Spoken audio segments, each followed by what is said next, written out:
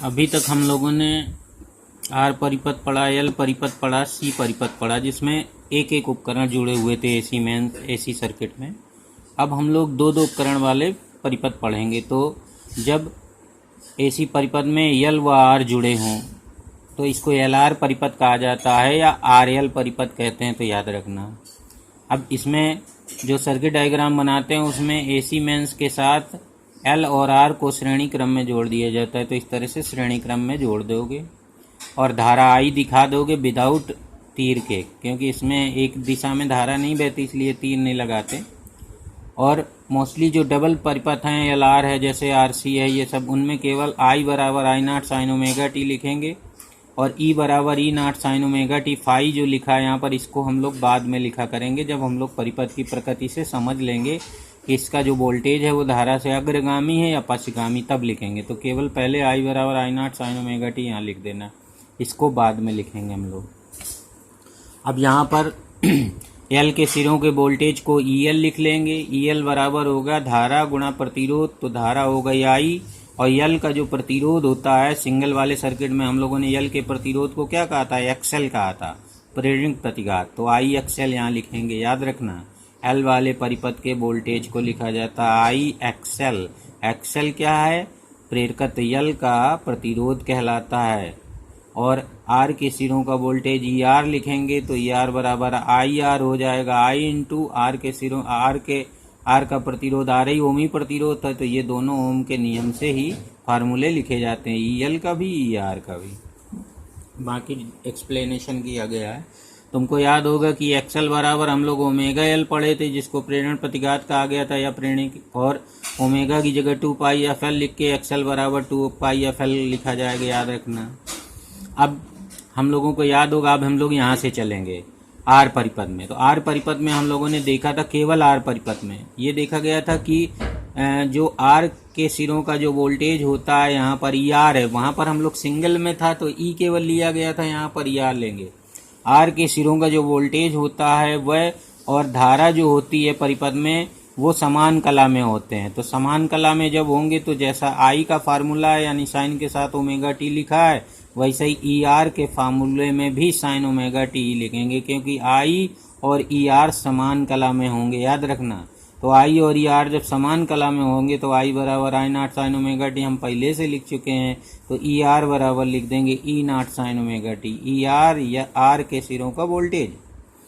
फिर आगे पढ़ते हैं। अब हम लोगों ने केवल यल परिपथ में क्या पढ़ा था, यल परिपथ में ये पढ़ा था कि धारा आई जो है वोल्टेज से 90 अंश पश्चगामी होती थी, और इसके उल्टा अगर चलें तो यूं कहेंगे वोल्टेज धारा से 90 अंश अग्रगामी होता है। तो यल परिपथ में याद रखना है वोल्टेज धारा से 90 अंश अग्रगामी होता है। तो हम लोगों ने धारा का तात्कालिक समीकरण, तात्कालिक मान के समीकरण को इस तरह से ओमेगा टी से लिखे हैं। तो वोल्टेज का अगर हम यल के सिरों के वोल्टेज ई एल का समीकरण लिखना चाहें, तात्कालिक मान लिखना चाहें ई एल का, तो यहाँ sign omega t plus 90 degree लिखेंगे यानी पाई बाई 2 लिखेंगे। तो यहाँ पर दोनों के हम लोग तात्कालिक मानों के समीकरण लिख लेंगे। तो ई एल बराबर हो जाएगा E naught sine omega t plus pi by 2। I दोनों में सेम रहेगा क्योंकि आई तो ऑलरेडी लिख ही चुके हो, तो आई के साथ ही इन दोनों को देखना है कि कौन, ये ई आर क्या है, समान कला में होता है तो ई आर का सेम समीकरण हो जाएगा।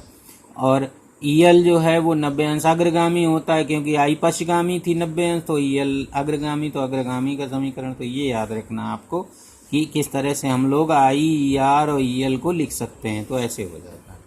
अब हम लोग इन्हीं के बीच का फेजर डायग्राम बनाते हैं इस परिपथ के लिए, एल आर परिपथ के लिए फेजर डायग्राम। तो तुमको याद होगा कि फेजर डायग्राम बनाने में हम लोग क्या करते थे, जिसमें ओमेगा टी लिखा रहता था, जिनमें omega T, sign omega T लिखा रहता था ई और आई में, उनको हम लोग एक फिक्स एक्सिस, यक्स एक्सिस से ओमेगा टी कोण बना के बना देते थे। तो यहाँ पर देखिए ई आर में भी साइन ओमेगा टी लिखा है, आई में भी साइन ओमेगा टी लिखा है, दोनों समीकरणों में यहाँ पर क्या लिखा है, ओमेगा टी लिखा है। तो दोनों को हम लोग एक ही लाइन में बनाएंगे। तो एक ही लाइन में दो तीर लगा लेंगे, एक को ई आर कह लेंगे और एक को आई कर लेंगे, और ये ओमेगा टी एंगल बना देंगे। तो ये ओमेगा टी यहाँ से यहाँ तक एंगल बन गया। अब उसके बाद ई एल का बनाना है, तो ई एल का हम लोगों ने समीकरण क्या लिखा है यहाँ पर, ई एल बराबर sign omega t plus pi by 2 यानी धारा आई से 90 अंश अग्रगामी बनाना है, तो यहाँ पर धारा आई का ये वाला वेक्टर है, तो इसी से हम लोग 90 अंश अग्रगामी यानी यहाँ से लेकर यहाँ 90 अंश ऐसे घुमा के ले जाएंगे इस आई वाले वेक्टर से। अब यहाँ पर चाहे कह लीजिए आई और आर एक ही वेक्टर है, तो उससे 90 अंश का कोण बनाते हुए जस्ट परपेंडिकुलर डायरेक्शन में एक तीर खींचेंगे। ईएल ये जो है वो फेज हो गया उसका एल के सिरों के वोल्टेज का, ये फेजर डायग्राम बन गया।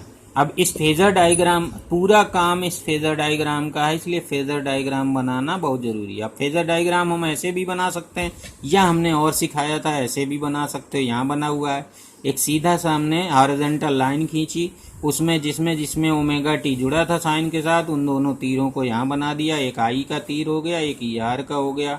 अब ईएल का जो तीर था वो 90 अंश धारा से अग्रगामी बनाना था, तो इससे 90 डिग्री के कोण पर, ये पूरा 90 डिग्री कोण पर हमने ईएल बना लिया।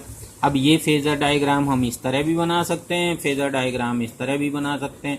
अब इसी फेजर डायग्राम से सब कुछ हमें पढ़ना है। अब इसमें देखिए दो वोल्टेज हैं, ईएल वोल्टेज का एक है और एक ईआर वोल्टेज का है। तो अब इन दोनों का परिणामी निकाल लेते हैं हम लोग, क्योंकि ये भी वेक्टर है ये भी वेक्टर, तो दो वेक्टरों का जो परिणामी होता है वो समांतर चतुर्भुज नियम से हम लोग निकालते हैं। तो इनमें दोनों में इन दोनों का समांतर चतुर्भुज पूरा करेंगे, यानी आयत की आयत बन जाएगा, और उसका ये जो विकर्ण होगा, ये जो बना हुआ है, ये इन दोनों के परिणामी वोल्टेज ई को व्यक्त करेगा, और यही ई इस प्रत्यावर्ती स्रोत का वोल्टेज ये वाला कहलाता है। तो प्रत्यावर्ती वोल्टेज के प्रत्यावर्ती स्रोत के वोल्टेज को निकालने के लिए हम लोग फेजर डायग्राम का इस्तेमाल करते हैं, और जो परिणामी वोल्टेज ई है और धारा आई के बीच कलांतर के लिए भी हम लोग फेजर डायग्राम का इस्तेमाल करते हैं। तो याद रखना फेजर डायग्राम बहुत ही इम्पोर्टेंट है। और डबल ट्रिपल सर्किट के लिए तो बहुत है, जिसमें 2 और 3 उपकरण लगे होते हैं। सिंगल वाले में कोई ऐसी आवश्यकता नहीं समझ में आ रही थी, क्योंकि उसमें एक ही वोल्टेज होता था, एक ही धारा होती थी। लेकिन यहाँ पर 2 वोल्टेज हैं, एक धारा एक ही है, तो इस तरह से। तो अब यहाँ पर हम लोग देखते हैं, तो ये जब 2 तीर परस्पर लंबवत होते हैं तो उनका परिणामी जो होता है वो पाइथागोरस थ्योरम से निकाल लेते हैं, आधार का वर्ग प्लस लंब का वर्ग। तो ई जो आएगा यहाँ पर ई स्क्वायर बराबर हो जाएगा ई आर स्क्वायर, यानी इस तीर का स्क्वायर प्लस इस तीर ये वाली लेंथ का स्क्वायर, ये वाली लेंथ इस ईएल कहलाती है, तो ईएल का स्क्वायर। तो याद रखना इसमें जो एलआर परिपथ का जो परिणामी वोल्टेज होता है वो ई स्क्वायर बराबर होता है E R square plus EL square. तो ई बराबर आ जाएगा under root E R square plus EL square. तो एलआर सर्किट का अगर परिणामी वोल्टेज निकालना होता है तो हमें प्रतिरोध के सिरों के वोल्टेज का वर्ग प्लस प्रेरकत्व के सिरों के वोल्टेज का वर्ग करके जोड़ लेते हैं, उसका वर्गमूल निकाल लेते हैं, तो प्रत्यावर्ती स्रोत का वोल्टेज निकल आता है। बस ये फार्मूला यूज करना है, और ये फार्मूला निकालते किससे हैं, इस फेजर डायग्राम से। इसको फेजर डायग्राम कहते हैं, फेजर आरेख। तो फेजर आरेख से हम लोग निकाल लेते हैं। अब जैसे इसमें हमने फेजर आरेख 2 तरीके बताए थे ना, जो तुम्हें इजी लगे। ये एक फेजर आरेख हो गया और एक फेजर आरेख ये। तो अब इसमें भी देखा जाए तो ई आर इधर को है, ई एल इधर को है, इनको हम लोग समांतर चतुर्भुज पूरा करेंगे तो ये आयत सा बनेगा, और इनका जो परिणामी निकालेंगे, क्योंकि ई एल और ई आर परस्पर लंबवत हैं, तो फिर से यही फार्मूला लग जाएगा, पाइथागोरस थ्योरम से ई निकल आएगा। तो फेजर डायग्राम के माध्यम से हम लोग ये निकाल लेते हैं। अब इसमें अब धारा ये जो परिणामी वोल्टेज आया है उसको हम लोग चित्र से देखेंगे, इस फेजर डायग्राम से देखेंगे। तो ये वोल्टेज ई जो है धारा से आगे आया है, आगे का मतलब ऊपर की तरफ आया, तो ये अग्रगामी का आ जाएगा। तो याद रखना इसमें जो वोल्टेज ई है परिणामी वोल्टेज स्रोत का, वो धारा आई से 90 ये फाई का अग्रगामी होता है। यानी इसके फार्मूले को अगर हमें लिखना है तो ओमेगा टी प्लस फाई लिखेंगे, क्योंकि आई का ओमेगा टी लिखा गया था, इसमें omega t plus phi sine में लगा देंगे। तो ई बराबर जो होगा परिणामी वोल्टेज का सूत्र हो जाएगा E naught sine omega t plus phi, जहां फाई जो है वो फाई ये वाला कोण निकाल लेंगे तो tan फाई करके निकालते हैं। tan फाई बराबर होता है लंब बटे आधार। यहाँ पर देखें तो tan फाई बराबर हो जाएगा लंब बटे आधार। तो लंब का मतलब ईएल हो गया और आधार का मतलब ईआर। तो यहाँ पर हम लोग ईएल बटे ईआर लिख देते हैं। तो फाई बराबर हो जाता है tan इनवर्स ईएल बटे आर। ईएल की जगह आई एक्सएल लिख लेते हैं, ईआर की जगह I R, I I cut जाते हैं, तो या फिर फाई हमारा tan इनवर्स एक्सएल बटे आर हो जाता है। तो ये याद रखना है आपको। तो इस तरह से हम लोग अब इसको अगर और आगे बढ़ाएं तो ई बराबर था under root R square plus XL square, तो यहाँ जाएगा I square R square plus I square XL square आ जाएगा। अब आई स्क्वायर जो है दोनों में कॉमन होके बाहर वर्गमूल के आ जाएगा, R square plus XL square वर्गमूल के अंदर रहेंगे। अब ई आई को नीचे लेंगे, ई बाई आई लिख देंगे, तो under root R square plus XL square हो जाएगा। अब तुम पीछे से पढ़े हो ई बटे आई, वोल्टेज बटे धारा, वोल्टेज बटे धारा को प्रतिरोध कहा जाता है। तो ये जो ई बटे आई आया है वो under root R square plus XL square आया है। इस under root R square plus XL square को एल आर परिपथ का वैद्युत प्रतिरोध कहते हैं। यानी एल आर परिपथ में जो ई बटे आई आता है वो under root R square plus XL square आता है। तो इस ई बटे आर को अब डबल वाले सर्किट में या ट्रिपल वाले सर्किट में ई बटे आई को जेड लिखा जाएगा। तो ई बटे आई को हम लोग जेड लिखते हैं और जेड को एम्पीडेंस बोलते हैं, एल आर परिपथ की प्रतिबाधा कहा जाता है। तो अब हम लोग उस प्रतिरोध को, जैसे हम लोग आर ओमी प्रतिरोध कहते और एल वाले के प्रतिरोध को, प्रेरकत्व वाले के प्रतिरोध को हम लोग एक्सल प्रेरणिक प्रतिघात कहते और सी वाले प्रतिरोध को हम लोग धारतीय प्रतिघात कहते। अब यहाँ पर एल आर परिपथ का जो प्रतिरोध होता है उसको हम लोग प्रतिबाधा कहते हैं। उस परिपथ की प्रतिरोध है ये, उसका नाम प्रतिबाधा कहा जाएगा। तो प्रतिबाधा जेड से लिखेंगे, तो यहाँ पर हम लोग जेड लिखेंगे। तो जेड बराबर एल आर परिपथ का हो जाता है R square plus omega XL square की जगह ओमेगा, तो ये आ जाता है। आप सारे समीकरण लिखना चाहो तो ये लिख सकते हो, आई का I naught sine omega t, E R का सेम रहेगा, ई एल का 90 अंश अग्रगामी रहेगा और जो परिणामी वोल्टेज ई होगा उसमें प्लस फाई रहेगा। जहां पर ये जो फाई है वो tan inverse XL upon R आ जाएगा। यानी यहाँ पर जो एल आर परिपथ में जो वोल्टेज होता है परिणामी, वो धारा आई से फाई कला अग्रगामी होता है।